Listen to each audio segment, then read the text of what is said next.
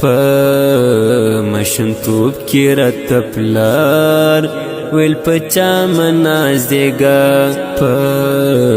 مشنتوب کې راته پلار ویل په چا منازېږه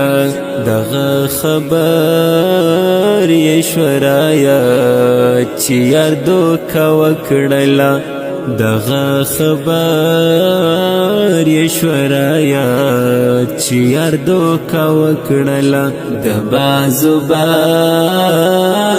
له یارۍ نه مې توبه وکړله مین توب ورک شه محبت تنها د مور زنده‌باد یوه لیوني په لوړ اواز دغه ناره وکړله یوه لیوني په لوړ اواز